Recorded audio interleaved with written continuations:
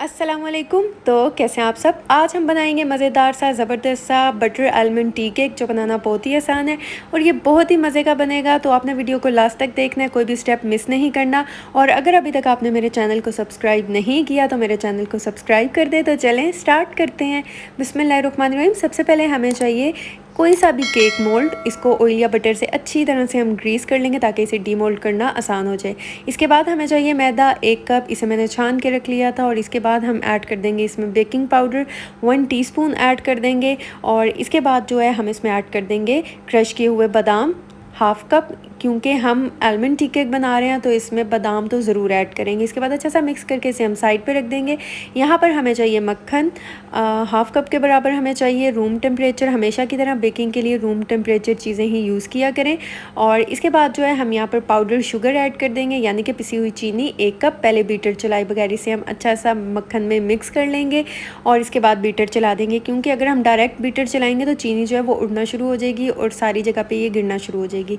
इसलिए इसके बाद हम बीटर ऑन कर देंगे। बीटर ऑन करने के बाद अच्छा सा मिक्स करेंगे। और ये देखिए साइडों पे जो चीनी लगी थी इसको स्पैचुला की मदद से साफ़ करके हम बीटर के साथ ही लगा देंगे और दोबारा से इसे बीट करेंगे तब तक जब तक ये क्रीमी फॉर्म में ना आ जाए। और ये देखें क्रीमी फॉर्म में आ चुका है। अब हम क्या करेंगे, हम इसमें ऐड कर देंगे अंडे। मैं 3 अंडे ऐड करूँगी और एक एक करके हम अंडे इसमें ऐड करेंगे। और अंडे भी हमेशा की तरह रूम टेम्परेचर होने चाहिए। अगर रूम टेम्परेचर चीज़ें नहीं होंगी तो उससे क्या होगा, आपका जो बेकिंग का रिज़ल्ट है वो बिल्कुल भी अच्छा नहीं आएगा।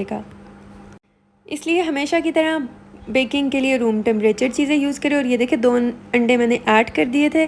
अब ये तीसरा अंडा भी मैंने इसमें ऐड कर दिया। और इसके बाद हम इसमें ऐड कर देंगे 1 टीस्पून जो है वनीला एसेंस ऐड कर देंगे। और इसके बाद हम इसमें ऐड कर देंगे 1 टीस्पून ही मैं इसमें लेमन जूस ऐड कर दूँगी। आप चाहें तो आप इसमें लेमन एसेंस भी ऐड कर सकते हैं, लेकिन अगर आपके पास लेमन एसेंस नहीं है तो आप फ्रेश लेमन जूस इसमें ऐड कर सकते हैं। इसके बाद जो हमने मैदा और चीज़ें मिक्स करके रखी थी वो हम थोड़ा थोड़ा करके मैदा इसमें ऐड करेंगे। पहले हम बीटर चलाई बगैर इसे मिक्स करेंगे और इसके बाद हम बीटर को चला देंगे। हम ओवर बीट नहीं करेंगे, हमने जस्ट मैदे को इसमें मिक्स करना है। मिक्स करने के बाद जो बाकी बचा हुआ मैदा है वो भी हम इसमें ऐड कर देंगे। ऐड करने के बाद फिर बीटर चलाई बगैर इसे हम मिक्स करेंगे और इसके बाद बीटर चला कर इसे अच्छा सा बीट कर लेंगे। और ये देखें ये कितना ज़बरदस्त सा हो चुका है। अब हम क्या करेंगे, हम स्पैचुला की मदद से इसे फोल्ड कर लेंगे। अच्छा सा हमने इसे फोल्ड करना है और ये देखिए आप देख सकते हैं कितना ज़बरदस्त सा ये हो चुका है। इसके बाद जो हमने केक मोल्ड को क्रीज करके रखा था उसमें ये हम सारा मिक्सचर जो है पोर कर देंगे। और यकीन करेंगे इतना मज़ेदार सा बनने वाला है ना, आप ये एक बार ज़रूर बनाइएगा।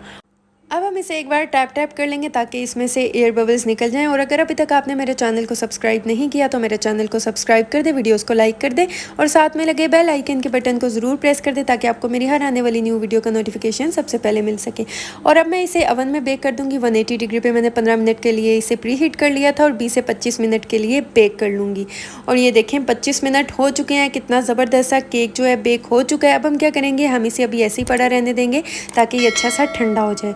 और ये देखिए ज़बरदस्त सा ठंडा हो चुका है। अब हम इसकी जो साइड्स हैं उसको अलग कर लेंगे ताकि ये डीमोल्ड करना आसान हो जाए। अच्छी तरह से आपने कर लेनी है। और इसके बाद एक प्लेट लेंगे, प्लेट को ऊपर रखेंगे और इसका हम इस तरह साइड चेंज कर देंगे। और ये देखें कितना ईजीली ये डीमोल्ड हो चुका है, बहुत ही ज़बरदस्त बना है। हमने इसमें कोई बटर पेपर का इस्तेमाल नहीं किया और कितना ज़बरदस्त। और ये देखिए कितना सॉफ्ट सा जो है हमारा केक तैयार हो चुका है, बहुत ही ईजी है बनाना। और अब हम क्या करेंगे, यहाँ पर हमें चाहिए चॉकलेट हस्बे ज़रूरत। इसको मैंने मेल्ट कर लिया था और आप जिस तरह चाहें आप इसे सजा सकते हैं, आप इसे डेकोरेट कर सकते हैं, जिस तरह आपको पसंद है आप ये कर सकते हैं। और इसके बाद जो है मैं इसको चॉकलेट से अच्छा सा डेकोरेट कर लूँगी। और इसके बाद हमें चाहिए क्रश्ड किए हुए बादाम हस्बे ज़रूरत और ये हम इसके ऊपर गार्निश कर देंगे। अगर आपको ये पसंद है तो आप इसके ऊपर गार्निश कर लें, मुझे तो बहुत अच्छे लगते हैं और ये बहुत ही मज़े के लगते हैं। और ये कि मज़ेदार सा हमारा बटर आलमंड टी केक जो है तैयार हो चुका है। तो अगर आपको मेरी वीडियो अच्छी लगी है, समझ आई है, चैनल को सब्सक्राइब कर दें और ज़्यादा से ज़्यादा फ्रेंड्स एंड फैमिली में शेयर करें। और ये देखिए कितना सॉफ्ट और मज़ेदार सा तैयार हो चुका है। तो आप इस रेसिपी को ज़रूर ट्राई कीजिएगा और मुझे फ़ीडबैक दीजिएगा। दुआओं में याद रखिएगा। मिलती हूँ नेक्स्ट वीडियो में, तब तक के लिए अल्लाह हाफिज़।